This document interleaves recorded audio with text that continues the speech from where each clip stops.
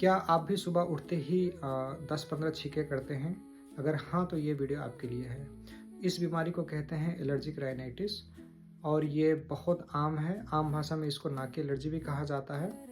ये general population में हर 4 में से किसी एक को नाक की एलर्जी रहती ही है।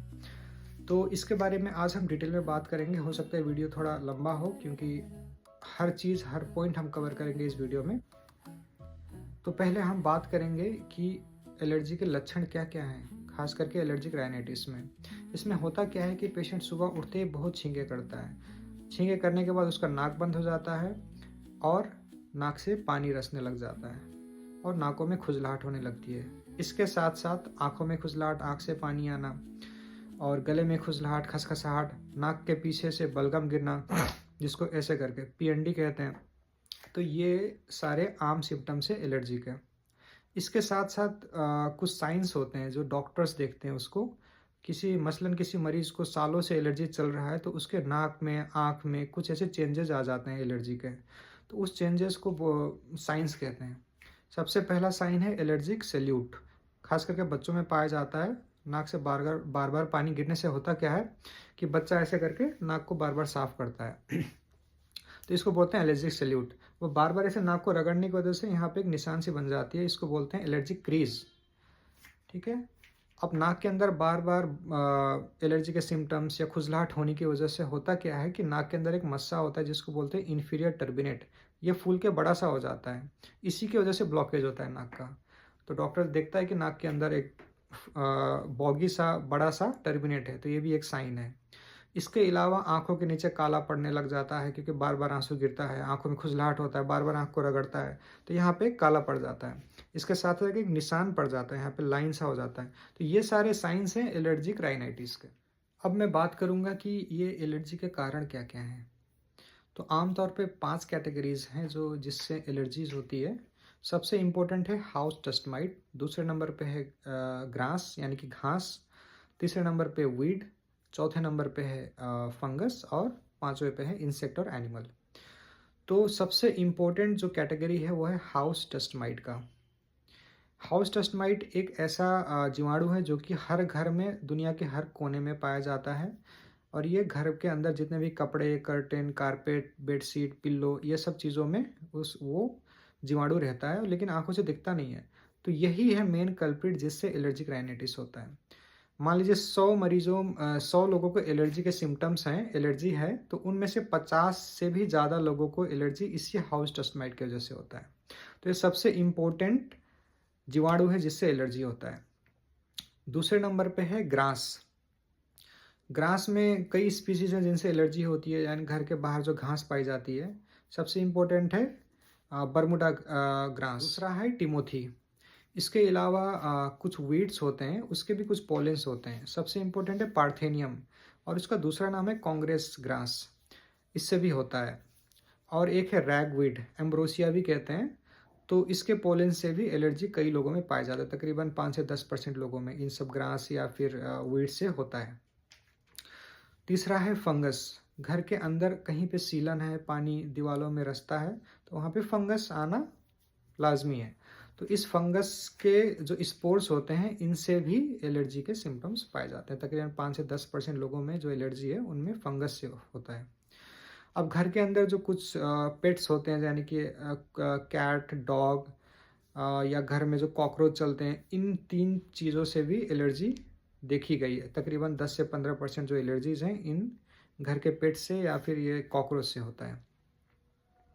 अब ये सारी चीज़ें तो हर घर में पाई जाती हैं। हाउस डस्ट माइट, किसी-किसी के घर में कुछ ना कुछ कैटल्स रहते ही हैं, कुत्ते, बिल्ली या कॉकरोच भी पाया जाता है। घर के बाहर भी पोलेंस तो रहते ही हैं, सबका एक्सपोज़र है, तो सबको एलर्जी क्यों नहीं होता है? तो एलर्जी हर 4 लोगों में से किसी एक को ही होता है, बाकी 3 लोगों को नहीं होता है। तो ये ऐसा क्यों है?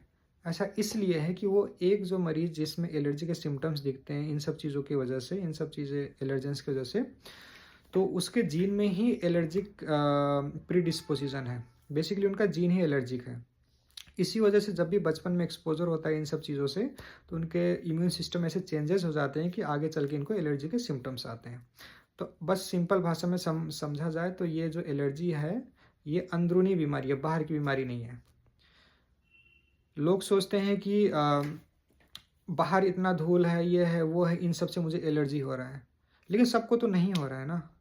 तो इसका मतलब प्रॉब्लम अंदर है, ठीक है। तो वो मरीज के अंदर ही जेनेटिक प्रीडिस्पोजिशन है या इम्यून सिस्टम इस हिसाब से बदल चुका है कि वो एक्सपोजर होते ही उनको एलर्जी के सिम्टम्स आते हैं। जैसे कि दो पेरेंट्स हैं, फादर और मदर, उनमें से किसी एक को एलर्जी है पहले से, तो बच्चों में संभावना है कि उनके बच्चों में संभावना 30% है कि बच्चे को भी एलर्जी हो। अगर फादर मदर यानी कि माता पिता दोनों को एलर्जी है तो बच्चों में संभावना 60% हो जाता है कि इस बच्चे को भी एलर्जी होगा। अब हम बात करेंगे टाइमिंग के बारे में कि एलर्जी के जो सिम्टम्स हैं, किसी किसी को पूरा सीज़न रहता है, यानी कि थ्रू आउट द ईयर रहता है, पूरे साल। किसी को किसी किसी सीज़न में रहता है। किसी को एलर्जी किस दिन के किसी हिस्से में रहता है, किसी को रात को रहता है या सुबह उठते ही रहता है। तो इनसे भी हमको आइडिया लग जाएगा कि इन मरीज को किन चीज़ से एलर्जी है। पूरे साल इनको एलर्जी रहता है तो ऑब्वियसली ये एलर्जी इसी चीज़ से हो सकती है जो पूरे साल पाई जाती है। वो क्या है? वो है house dust mite. House dust mite हर घर में पाया जाता है। जहाँ भी कपड़े होंगे या फिर कर्टेन, मैट्रेस जिसको धूप में कई दिनों से नहीं सुखाया गया है, तो वहाँ पे हाउस डस्ट माइट रहेगा ही।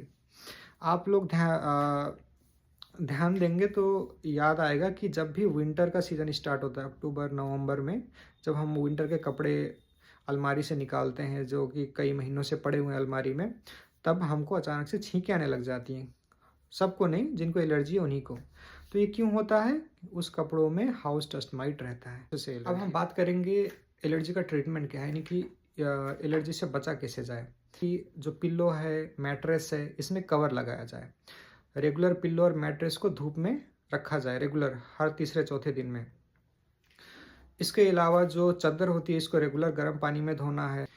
इसके अलावा घर के नीचे जो पोछा लगाते हैं, ये सबसे इम्पोर्टेंट चीज़ है। घर में झाड़ू नहीं लगाना है क्योंकि झाड़ू लगाने से वो कई घंटों तक वो कण हवा में रहते हैं, तो इससे एलर्जी के सिम्टम्स ट्रिगर हो जाता है। घर के अंदर जो कुत्ते बिल्ली हैं, इनको बेड पे कोशिश करें कि बेड पे ना बिठाएं इनको रेगुलर नहलाना भी है। घर के बाहर जब भी हम जाएं तो फिर मास्क लगा के चलना है। तो अब हम बात करेंगे कि दवाइयाँ क्या दे सकते हैं, ट्रीटमेंट क्या। ये तो एवॉइडेंस हो गया जो मैंने बताया आपको, कुछ ये घरेलू नुस्खे हो गए। अब ट्रीटमेंट में हमको सबसे इम्पोर्टेंट है इंट्रानेजल कोर्टिकोस्टेरॉइड। स्टेरॉइड, अब नाम स्टेरॉइड सुनते आप सोचेंगे कि ये शरीर में बहुत हानि करेगा, लेकिन ये जो स्टेरॉइड हम ले रहे हैं ये डायरेक्ट नाक में डालेंगे, शरीर के अंदर नहीं ले रहे हैं। तो इसका कोई भी शरीर में साइड इफेक्ट नहीं है, कोई घबराने की ज़रूरत नहीं है। महीनों या सालों तक भी हम नाक में स्टेरॉइड का स्प्रे ले सकते हैं। दूसरे नंबर पे एंटीहिस्टामिन टैबलेट्स, कुछ दवाइयाँ होती हैं, एलर्जी के टैबलेट्स होती हैं। जब भी सिम्टम्स ज़्यादा हो जाए तो इसको हमको खाना है। तीसरे नंबर पे है इम्यूनोथेरेपी। तो ये बहुत कम प्रैक्टिस किया जाता है ये ट्रीटमेंट, और ये काफ़ी लंबा ट्रीटमेंट है, कई साल तक करना पड़ता है, कम से कम 3 साल तो करना ही है। हो सकता है 4 साल 5 साल बेस का ये ट्रीटमेंट लेना पड़े। तो अब इसको हमको देना कैसे है? ये देने से पहले हमको एक टेस्ट करना है जो कि बहुत इंपॉर्टेंट टेस्ट है। इसको कहते हैं स्किन प्रिक एलर्जी टेस्ट।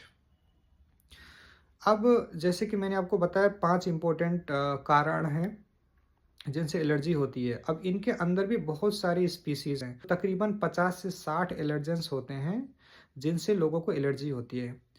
अब हर इंसान को हर चीज़ से एलर्जी नहीं होता है। हो सकता है कोई एक मरीज़ है जिनको एलर्जी है तो उसको किसी एक या 2 चीज़ से ही एलर्जी हो। 2 चीज़ें आपको बताई, एक है स्किन प्रिक एलर्जी टेस्ट, दूसरे नंबर पे इम्यूनोथेरेपी। तो ये दोनों साथ साथ चलते हैं। स्किन प्रिक एलर्जी टेस्ट में किया क्या जाता है कि जो 50-60 एलर्जेंस हैं उसको हाथों में प्रिक करके डाला जाता है। एक बॉक्स आता है जिसमें 50-60 एलर्जेंस के कंसनट्रेट्स होते हैं। उसको एक एक करके अपने हाथों में या पीठ में, शरीर में कहीं पे भी उसको प्रिक करके डाला जाता है। तो जहाँ जहाँ पे सूजन आएगा तो उस रिपोर्ट से हमको पता चलेगा कि इस कण से इनको एलर्जी है। अब लेट सपोज हमको पता चल गया कि कांग्रेस घास यानी कि पार्थेनियम से इनको एलर्जी है। तो अब हमको पता चल गया कि इस घास के पास भी नहीं जाना है, घर के आसपास में ये घास कहीं पे तो इसको हटाना है। तो वैसे ही इन मरीज को सिम्टम्स आना बंद हो जाएंगे। अगर फिर भी नहीं होता तो हम इम्यूनोथेरेपी देंगे। उसी पार्थेनियम के कण को लो डोज में शरीर के अंदर दिया जाएगा, 2 तरीके से, जबान के नीचे या तो इंजेक्शन से। तो इससे क्या होगा कि इम्यून सिस्टम में चेंजेस आएंगे जिसकी वजह से परमानेंट ट्रीटमेंट हो जाएगा।